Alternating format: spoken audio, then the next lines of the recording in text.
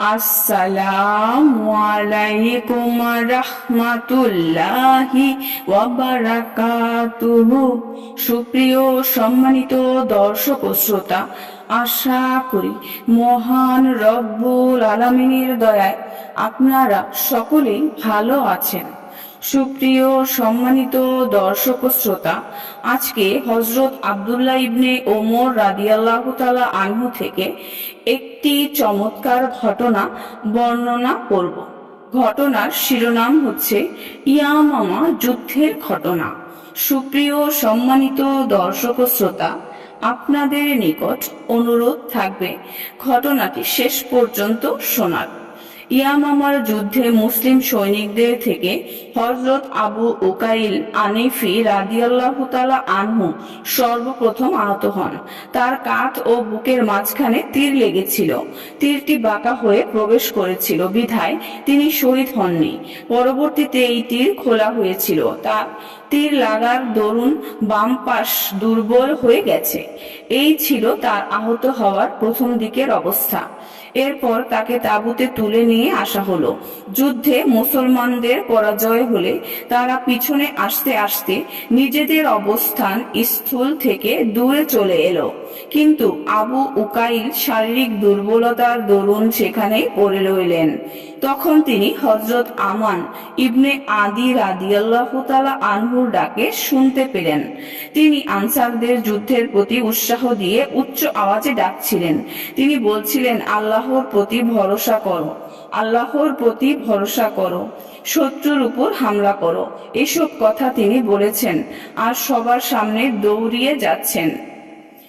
এটা ওই সময়ের কথা যখন আনসাররা বলছিল, আমাদেরকে অন্যদের থেকে আলাদা করে দিন। ফলে তারা এক এক করে সমবেত হতে লাগলো।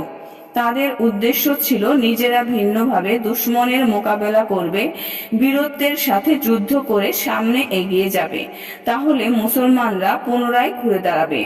হযরত আব্দুল্লাহ ইবনে ওমর রাদিয়াল্লাহু তাআলা আনহু বলেন, এরপর হযরত আবু উকাইল রাদিয়াল্লাহু তাআলা আনহু আনসারীদের সঙ্গে যাওয়ার জন্য দাঁড়িয়ে গেলেন। আমি জিজ্ঞেস করলাম, হে আবু উকাইল, আপনি কি চাচ্ছেন? আপনার মাঝে তো যুদ্ধের শক্তি নেই। তিনি বললেন, আহ্বানকারী আমার নাম নিয়ে ডাক দিয়েছে। আমি বললাম, সে তো আপনাকে ডাকেনি, বরং আনসারদের ডেকেছে। তারা যেন যুদ্ধের জন্য প্রত্যাবর্তন করে।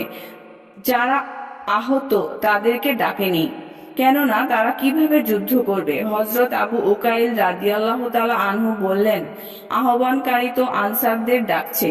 আমি আহত হলেও তো আনসার, তাই হুমাগুড়ি দিয়ে হলেও আমি তাদের সঙ্গে যাব। আব্দুল্লাহ ইবনে ওমর রাদিয়াল্লাহু তাআলা আনহু বলেন, এ কথা বলার পর হযরত আবু উকাইল রাদিয়াল্লাহু তাআলা আনহু কোমর বাঁধলেন, ডান হাতে খোলা তরবারি নিলেন। এরপর বলতে লাগলেন, হে আনসার সম্প্রদায়, হুনাইন যুদ্ধের মতো দুশমনদের উপর দ্বিতীয়বার হামলা করো। সকল আনসার সমবেত হয়ে গেল। আল্লাহ তাদের উপর রহম করেন। তারা বীরত্বের সাথে সকল মুসলমানদের সামনে থেকে শত্রুর দিকে এগিয়ে গেলেন। এমন আক্রমণ করলেন যে শত্রুরা মাঠ ছেড়ে পালায়ন করতে বাধ্য হলো। মুসলিম ও কাফের সৈন্য একাকার হয়ে গেল। দুই পক্ষের তলোয়ার চলতে লাগলো। হযরত ইবনে ওমর রাদিয়াল্লাহু তাআলা আনহু বলেন, আমি হযরত আবু উকাইল রাদিয়াল্লাহু তাআলা আনহুকে দেখতে পেলাম। তার আহত হাতটা কেটে মাটিতে পড়ে গেল। তার দেহে 14টি আঘাত লেগেছে। একটি আঘাত মারাত্মক ছিল। আল্লাহর শত্রু মুসাইলামার মৃত্যু হলো। আর আবু উকাইল রাদিয়াল্লাহু তাআলা আনহু গুরুতর অবস্থায় মাটিতে পড়ে রইলেন। তিনি অন্তিম নিঃশ্বাস নিচ্ছিলেন। আমি তার কাছে গিয়ে বললাম, হে আবু উকাইল। তিনি আমার ডাকে লাব্বাইক বলে সাড়া দিলেন।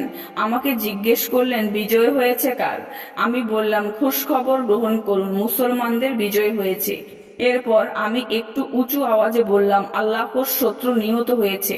এ কথা শুনে তিনি আলহামদুলিল্লাহ বলে আসমানের দিকে আঙ্গুলি দ্বারা ইশারা করলেন এবং শহীদ হয়ে গেলেন। আল্লাহ পাক তার উপর রহম করেন। এরপর আমি মদিনায় পৌঁছে সমস্ত ঘটনা হযরত ওমর রাদিয়াল্লাহু তাআলা আনহুকে বলি। তিনি বললেন, আল্লাহ পাক তার প্রতি রহম করেন। সে সর্বদা শাহাদাতের আশা পোষণ করত। আমার যতটুকু মনে হয় তিনি আল্লাহ আল্লাহর রাসূলের প্রিয় সাহাবীদের একজন। তিনি প্রথম জমানাতেই ইসলাম গ্রহণ করেছিলেন। সুপ্রিয় সম্মানিত দর্শক ও শ্রোতা, আজকের ঘটনাটি এই পর্যন্তই। ঘটনাটি যদি ভালো লেগে থাকে অবশ্যই চ্যানেলটি সাবস্ক্রাইব করবেন, লাইক করবেন, কমেন্ট করবেন এবং বেশি বেশি শেয়ার করে দিবেন। সবাই ভালো থাকবেন। আল্লাহ হাফেজ।